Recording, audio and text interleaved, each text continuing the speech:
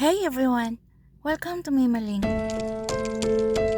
In this video, I will talk about another plant in my garden having a nice blue flowers, and this is my Blue Daze plant. This is an evergreen plant.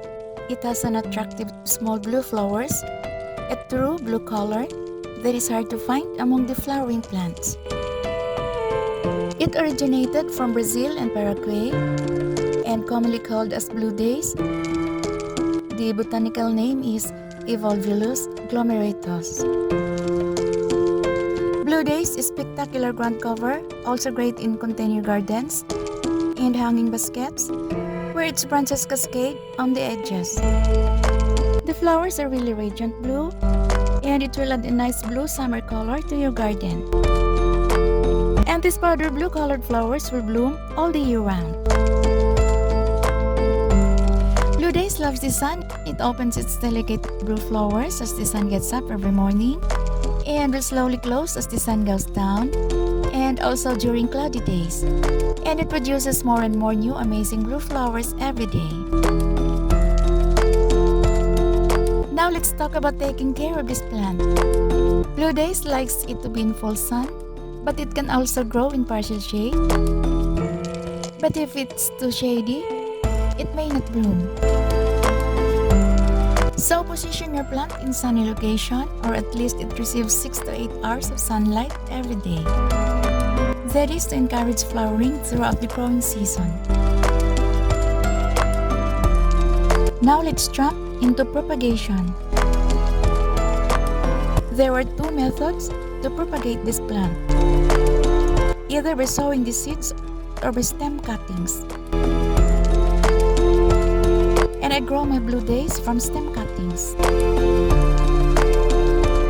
Cut about 4 to 5 inches of tip cuttings from the healthy plant. Remove the lower leaves of the cuttings. If there are flowers and buds, remove them as well,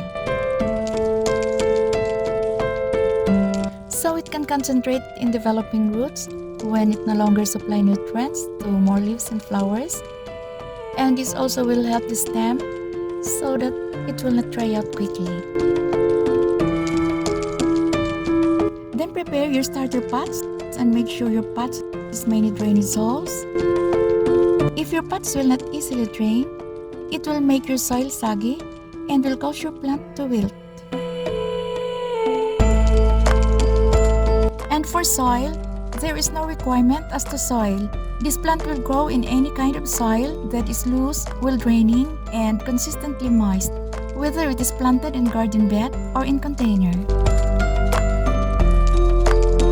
And for me, I make my soil loose and well draining by mixing it with compost and rice hulls in equal parts.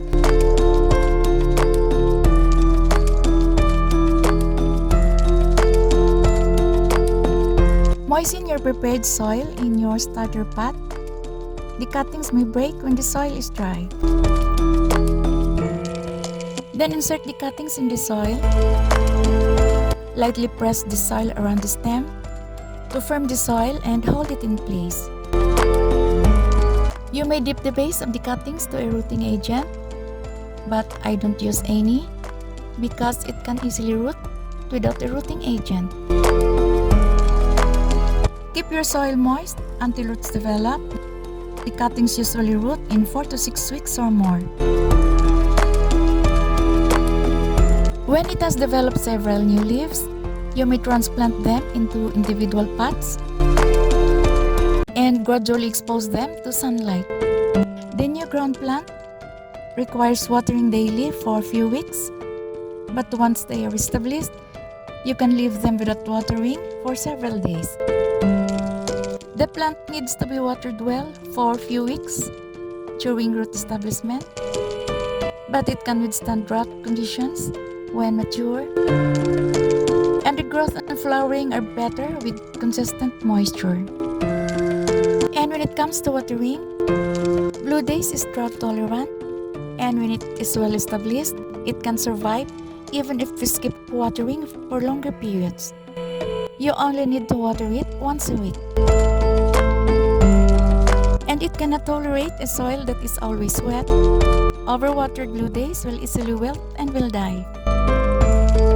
When it comes to fertilizing, the Blue Daze plant only needs a little food to produce those pretty sky blue flowers.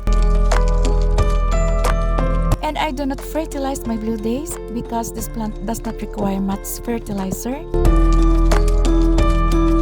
When grown in organic matter, you need not feed your Blue Daze. But if you like, you may fertilize your Blue Daze lightly. You may apply a balanced liquid fertilizer, granular, slow release, or organic fertilizer, only half of its level rate once a week. This is just to encourage more flowering and growth. But do not over-fertilize because it can lead to chemical buildup in the soil and it will burn the plant and cause it to die. And when it comes to pest, there is no much problems regarding pest in this plant. So friends, consider planting this beautiful blue flowering plant into your homes and enjoy its colorful beauty in your garden. Thanks for watching. See you in the next videos.